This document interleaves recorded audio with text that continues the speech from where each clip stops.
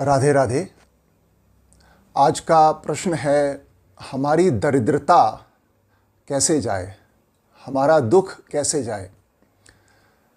कोई भी समस्या का समाधान अगर हमें करना हो तो सबसे पहले हमें ये जानना होगा और मानना होगा कि वो समस्या क्या है, ये जानना होगा और ये मानना होगा कि वो समस्या हमारे साथ है। देखिए, संसार में दरिद्र किसको कहते हैं? संसार में जो निर्धन होता है, जिसके पास खाने को रोटी नहीं है, पहनने को कपड़ा नहीं है, घर मकान, बिजली पानी, देख रेख के लिए कोई नहीं, बीमारी में दवा नहीं, निर्धन है, संपत्ति नहीं है। तो संसार में शरीर के लिए ये सब पर्याप्त चीज़ें आवश्यक हैं और इनका ना होना हमें शारीरिक दुख देता है। पर इससे भी जो बड़ा दुख है वो है मानसिक दुख। आध्यात्मिक दुख में शारीरिक दुख और मानसिक दुख आता है। दुख अनेक प्रकार के होते हैं। आधि दैविक दुख, जो हमें दुख प्रकृति से मिलते हैं, बुखार, बीमारी, दूसरों से जो दुख मिलते हैं, आदि भौतिक दुख मिलते हैं, राग द्वेष, कोई दुश्मन है हमें सता रहा है, कोई दबा रहा है। पर इन सब से जो बड़ा दुख होता है वो होता है मानसिक दुख। आपने सुना होगा कि बहुत से लोग कहते हैं कि मैं अपने आप से दुखी हो गया हूँ। तो देखिए, मैं अपने आप से दुखी हो गया हूँ, तो अगर शब्दावली पे अगर आप ध्यान देंगे तो एक मैं है और एक कोई मैं का अपना है। तो वो जो मैं का जो अपना है वो उससे दुखी हो गया है। तो जो आत्मा है वो मानसिक दुख से इतनी दुखी हो जाती है कि जो बुद्धि होती है वो निर्णय कर लेती है कि अब मुझे नहीं जीना। और अज्ञानवश बहुत से लोग इसी कारण से आत्महत्या कर लेते हैं, जघन्य अपना अपराध कर लेते हैं। उनको दुख सहा नहीं जाता, उनको आनंद चाहिए, उनको सुख चाहिए, उनको शांति चाहिए। जब वो जो हमारा स्वभाव है जब हमें नहीं मिलता और उसके विपरीत जब हमें दुख मिलता है, इस दरिद्रता से दुखी होके जीव अपने मन के अधीन होकर, अपने अज्ञान से भ्रमित बुद्धि से अपने आप को नष्ट कर लेता है। तो मानसिक दुख की जो दरिद्रता है वो असली दरिद्रता है। अब हमें ये समझना पड़ेगा कि ये जो दुख है, ये मानसिक दुख है, इसका कारण क्या है। अब आप समझिए, एक उदाहरण के और अनुभव के रूप में देखिए, संसार में हर व्यक्ति का जो भी लक्ष्य होता है वो दो तरह का लक्ष्य होता है। एक, उसको आनंद मिले और दुख ना मिले, आनंद प्राप्ति और दुख निवृत्ति। इसकी प्रेरणा से जो सांसारिक जितने भी कार्य होते हैं, और सर्वप्रथम शरीर को रखने के लिए रोटी कपड़ा मकान, धन संपत्ति, बिजली पानी, मोटर गाड़ी, दवा दवाई, देख रेख, इन सब की जो आवश्यकताएं होती हैं, धन संपत्ति की कुछ हो सिक्योरिटी में, तो जो शरीर को रखने के लिए जो हमारी आवश्यकताएं हैं, इनके लिए हम चिंतित रहते हैं, प्लानिंग करते रहते हैं, प्रैक्टिस करते रहते हैं। और पर्याप्त अवस्था में होने पर भी हमें भविष्य की चिंता बनी रहती है कि कहीं कुछ ऐसा ना हो जाए कि हमारा धन समाप्त हो जाए, या जो चीज़ें हैं वो छिन जाएं, कोई चुरा ले। तो हमेशा पर्याप्त अवस्था होने के बाद भी हमारा लोभ बढ़ता जाता है और उससे मन अशांत रहता है। इसको कहते हैं कामना।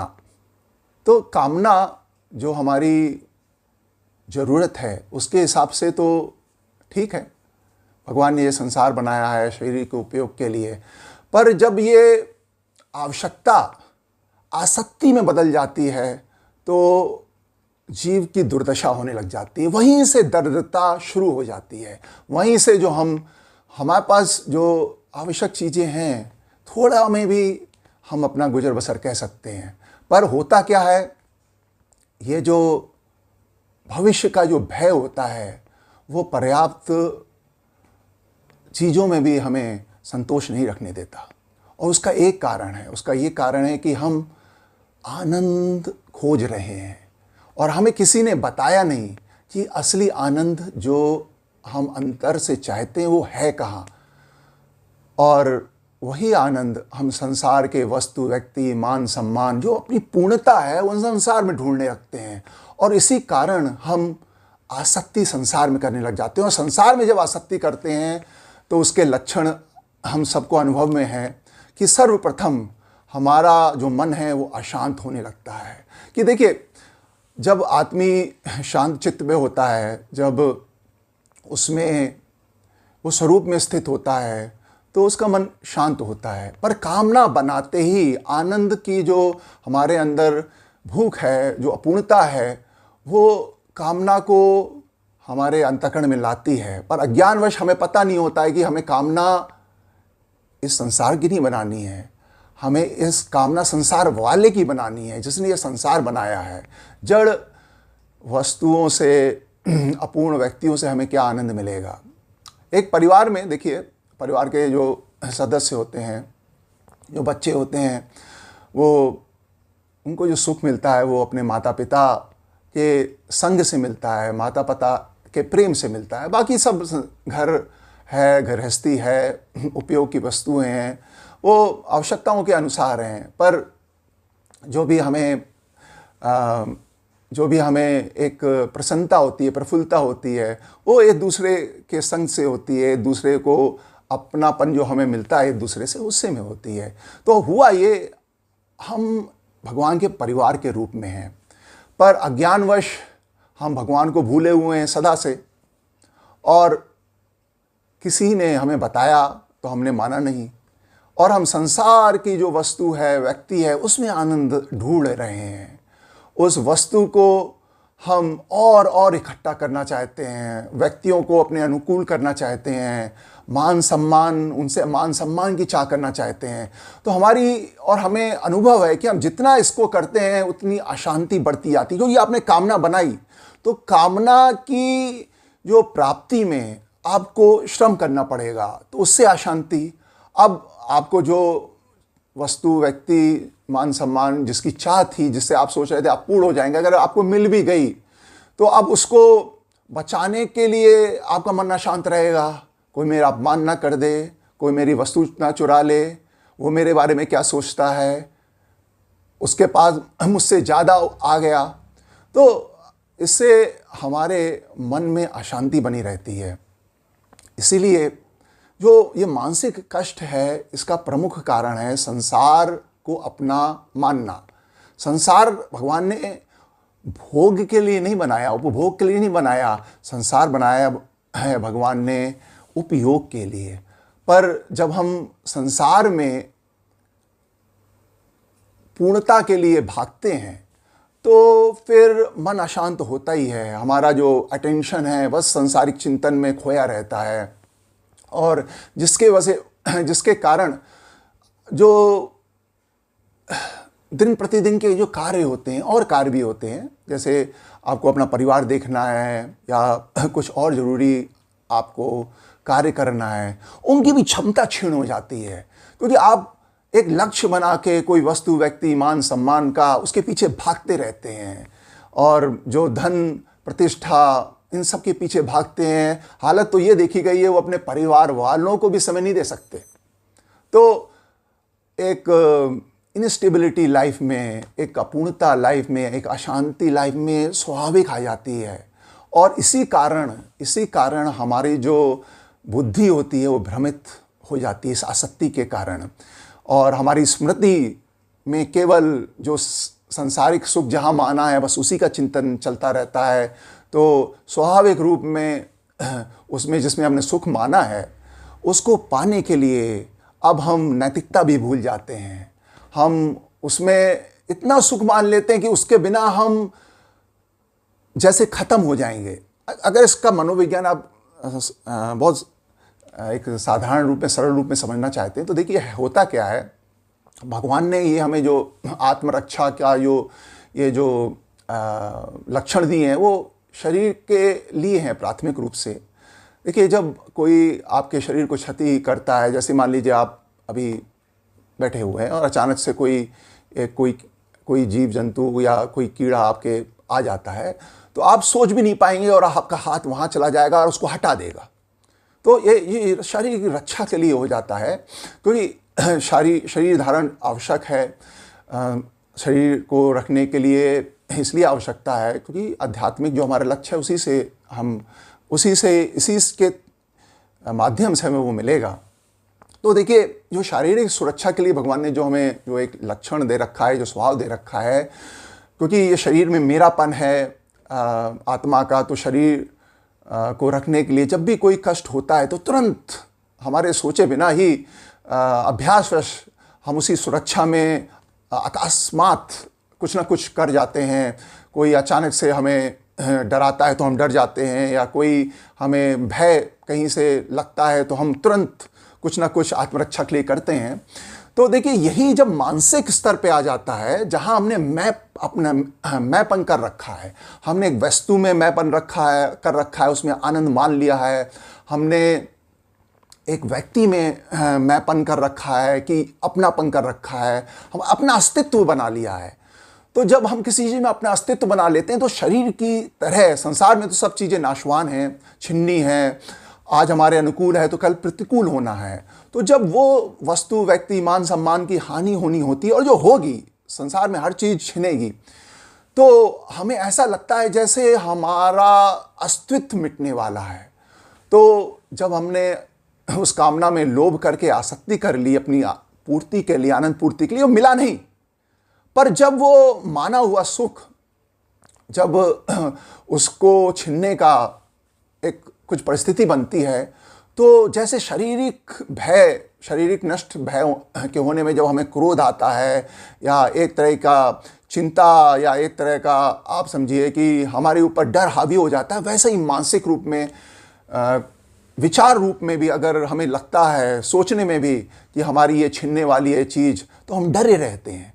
तो बेसिकली कामना क्या है, हम प्रैक्टिस प्लानिंग करते हैं कोई चीज़ को पाने की, तो उस समय अशांति, कैसे इसको दूसरे से लें, वो प्रतिस्पर्धा में हमें जो अशांति रहती है, और साथ में जो चीज़ हमें मिल भी गई है उसको कैसे बचाएं, कैसे बढ़ाएं, दूसरा हमसे छीन ना ले, जैसे अपने आत्मरक्षा की हमारी बात आ जाती है, हमारे खुद के अस्तित्व की बात आ जाती है। तो ये देखिए, इतना गंभीर स्थिति हो जाती है मानसिक रूप में कि हम अपने आप को भूल जाते हैं, हम विचारों में अपने आप को खो देते हैं, हम जान ही नहीं पाते हम कौन हैं। मानसिक स्तर पर हमारे मन में जो आवाज़ चलती रहती है, ये जो मन में आपकी आवाज़ चलती रहती है, ये आप नहीं है, लेकिन आपको भ्रमित कर देती है। आप समझते हैं ये मैं है, नहीं, ये मन में आपके विचारों का जो ये संकल्प विकल्प हो रहा है, ये जो आपके मन में आवाज़ है, ये सबसे आपको ज़्यादा प्रताड़ित करती है और भय दिखाती है, अपूर्णता दिखाती है, असंतोष दिखाती है। तो कामना करते ही, गलत जगह आनंद मानते ही आपकी दरिद्रता शुरू हो जाती है। आप संसार में जो प्राणी हैं उनसे भी आप नीचे चले जाते हैं, और ऐसी स्थिति हो जाती है कि आपकी स्मृति भ्रमित हो जाती है, आपका निर्णय गलत हो जाता है, क्योंकि वो अपने स्वार्थ और भय से प्रेरित होता है, और इसके कारण आपकी जो मानसिक शक्ति होती है वो क्षीण हो जाती है, आत्मशक्ति क्षीण हो जाती है, आपका नियंत्रण होता है वो क्षीण हो जाता है, जो आत्म संतुलन होता है वो क्षीण हो जाता है, जो आध्यात्मिकता होती है वो चली जाती है, और आप में अशांति भर जाती है। तो इसलिए कहते हैं जो संसार को चाहता है उसकी अशांति निश्चित है, पर जो भगवान को चाहता है उसकी शांति सुनिश्चित है। और अंधकार स्वरूप है ये संसार, और जो भगवान का प्रेम है वो प्रकाश स्वरूप है। तो हम दरिद्रता और आध्यात्मिक दरिद्रता और दुख की बात कर रहे थे, जो मानसिक स्तर पे हमें मिलता है, कामना उसका कारण है, और हम अपना बुद्धि, विवेक, संयम, शांति सब कुछ खो बैठते हैं। और जब ये कुछ होता है तो हमें हमारे मन में चिंता, क्रोध अपने आप से, और बड़ी दयनीय स्थिति हो जाती है हमारी। और इसी कारण हमारे में निराशा आ जाती है और डिप्रेशन सा आना लगता है, हमें अवसाद होने लग जाता है, और फिर आत्मग्लानि होने लग जाती है और पश्चाताप होता है हमें। तो हमारी दयनीय स्थिति हो जाती है। और जब ये दुख मिलता है, कहीं पर भी आसक्ति करने से हमें ये भय, चिंतावश और आसक्तिवश जब ये सब दुख मिलता है, तो अब ये मानसिक दुख हम कैसे मिटाएं, हमें यही नहीं पता। क्योंकि संसार में लगाने से जो आप सुख सोच रहे थे वो सुख नहीं मिल रहा है, आपको दुख मिल रहा है, और उस सुख की प्रतीति में आपको महान दुख मिल रहा है। और ऐसी स्थिति हो जाती है कि कई लोग तो मानसिक रूप से विक्षिप्त हो जाते हैं, कई सांसारिक लक्ष्य बना के बस भागते रहते हैं, जीवन समाप्त कर देते हैं। कई वस्तु, व्यक्ति, मान सम्मान छिनने के बाद निराश होके अपने आप को ही ख़त्म कर लेते हैं। तो दयनीय स्थिति है संसार में, सब के सब दुखी हैं। एक कारण उन्होंने सुख गलत जगह मान रखा है। और देखिए, प्राथमिक रूप से जब हमें ये अपनी स्थिति का आभास होता है, अपने दुख का आभास होता है कि हम चाह तो रहे थे संसार में सुख और मिलने लगा दुख, तो हमें समझ में नहीं आता कि हम क्या गलत कर रहे हैं। तो इसीलिए एक संत ने कहा है कि जो संत संग होता है उससे बड़ा कोई सुख नहीं होता है, क्योंकि संत संग से हमें सही विवेक मिलता है। और जो संसार में जो दरिद्रता होती है उससे बड़ा कोई दुख नहीं है। तो जो ये मानसिक दरिद्रता है हमारी, ये कैसे दूर होगी? संत संग से। क्योंकि संत संग से प्रेम का प्रकाश आता है। ये कहा जाता है, संत संग बिना रंच न उपजे प्रेम। जब हम सत्संग में जाते हैं, तीर्थ में जाते हैं, सत्संग तीर्थ ही है, तो दुआ है, तीर्थ गए तो एक फल, संत मिले फल चार, सतगुरु मिले अनेक फल, कह कबीर विचार। तो जो सतगुरु, जो संत मिलने से हमारे जीवन में एक प्रकाश आ जाता है। भगवान की कृपा से जब हमें संत मिलते हैं, जब हम मानसिक दुख से, अज्ञान से भ्रमित हो गए होते हैं, और जब हम हृदय से करुणाद रूप से पुकारते हैं, अपनी दयनीय स्थिति को समझते हैं, अपने दुख को समझते हैं और प्रार्थना करते हैं कि प्रभु मुझे अपनी शरण में लो, तो भगवान संत रूप धरकर प्रत्यक्ष में आ जाते हैं। और वो जो प्रत्यक्ष संत होता है वो आपको पहले समझाता है। क्या समझाता है? मांगन मरण समान है, मत मांगो तुम भीख, मांगन से मरना भला, ये सतगुरु की सीख। क्या ये जो हम मांग रहे हैं, संसार में जो हम कामना कर रहे हैं, हम वस्तु की, व्यक्ति की हम बढ़ाना चाहते हैं, उनसे अपनी पूर्णता चाहते हैं, एक्चुअली इससे हम और दरिद्र होते जा रहे हैं। क्योंकि यही अशांति का कारण है। ये छीनेंगे तो अशांति का कारण है, बढ़ाएंगे प्रतिस्पर्धा में तो अशांति का कारण है। तो सतगुरु जो होता है, जो संत होता है कि सबसे पहले मांगना बंद करो। संसार में जो आसक्ति आपने कर रखी है, केवल आवश्यक वस्तु लो, और संसार के वस्तुओं और व्यक्तियों में जो आपने अपना अस्तित्व मान रखा है, आपका अस्तित्व वो नहीं है। आपका अस्तित्व भगवान से है, क्योंकि आप आत्मा हो, आप परमात्मा के हो। जो अंशी होता है वो अंश का होता है, जो किरण होती है वो सूर्य का है किरण, जो लहर है वो समुद्र की है, जो पृथ्वी का जो अंश है वो पृथ्वी का है। तो जो बालक होता है वो माँ का होता है। तो हमारी जो माँ है उसके प्रेम से हम पूर्ण होंगे। ये चेतन और माइक वस्तु व्यक्ति से हम पूर्ण नहीं होंगे। हमारी आत्मा दिव्य है, हम दिव्य हैं, और हम ही आत्मा हैं, और हम भगवान को पाके ही पूर्ण होंगे। तो जब संत हमें ये बताता है कि ये मांगना छोड़ो, इसी के कारण तुम्हारी दरिद्रता है, और जब ये ज्ञान मन में बैठता है कि ये शरीर की जो इंद्रियां हैं ये सब प्रकृति से बनी हुई हैं और हम ये स्वाभाविक रूप से संसार में जाती हैं, ये मन भी प्रकृति से बना हुआ है, ये बुद्धि भी प्रकृति से बनी हुई है, तो प्रकृति से बनी जो हमारे पास ये सब उपकरण हैं ये प्राकृतिक विषयों में ही जाते हैं। तो ये शरीर है ये विषय की एक बेलरी है, एक पौधा है। तो तभी संत कहते हैं यह तन विषय की बेलरी, ये जो तन है ना ये विषय का विष है, यह तन विष की बेलरी संत अमृत की खान, शीश दिए जो संत मिले तब भी सस्ता जान। तो ये जो संत ही है वो आपको, आपकी स्थिति इतनी दयनीय हो गई है कि आप अपनी दरिद्रता और दुख को समझ भी नहीं सकते।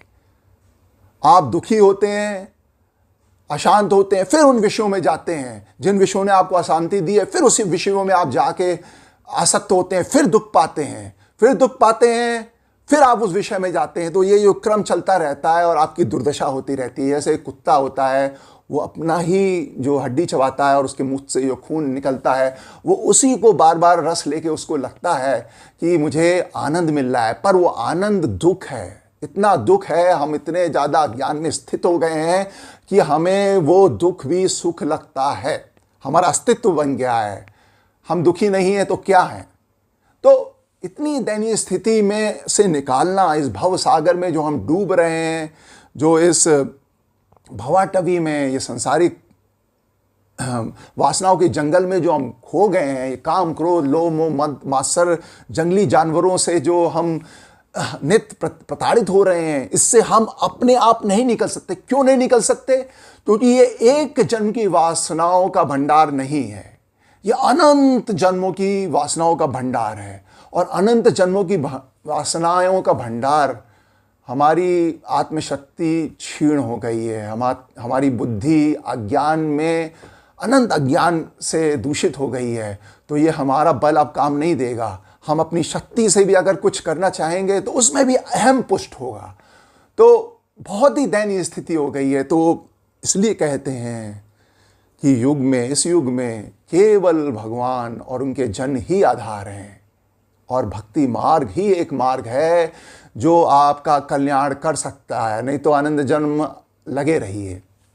तो इसीलिए भगवान से जब हम करुणाद भाव से, जब इस दलदल वासनाओं की दलदल में है, जब हम डूबने लगते हैं तो भगवान को पुकारते हैं, तो भगवान संत रूप में मिलके आ जाते हैं। कितनी बड़ी कृपा हो जाती है हमारे ऊपर जब हमें कोई संत महापुरुष सत गुरु मिलता है। प्रत्यक्ष में वो आके एक माँ जैसे अपने बालक को स्वच्छ और साफ करती है, वो कार्य शुरू करते हैं, और बड़े गोपनीय और गुप्त और स्वाभाविक रूप से करते हैं। दिन प्रतिदिन अपने सत्संग से, अपने प्रेम से वो हमें स्वच्छ करते हैं। ये अपने आप में एक बहुत बड़ा विषय है, पर एक संक्षिप्त रूप में समझाने के लिए आपको मैं कुछ उदाहरण देता हूँ कि देखिए होता क्या है। जो हमारी मन की जो मलिनता है ये दो कारणों से है, और प्रमुख रूप से ये जो अज्ञान है। अज्ञान क्या है? अज्ञान है कि संसार में सुख है, हम संसार में बस भाग रहे हैं। पैदा हुए, परिवार वालों ने क्या सिखाया हमारे, संसार में भागो। शरीर, आप शरीर हो, और शरीर के जो संसाधन है, शरीर स्वस्थ रहे, नष्ट ना हो, इसके पीछे भागो। और संसार में भागने से मानसिक जब कष्ट मिलता है, मानसिक अशांति होती है, तो शरीर का स्वास्थ्य भी खराब होने लग जाता है। और जो खुद ही भ्रमित हैं संसार में लोग, वो आपको क्या मार्गदर्शन करें।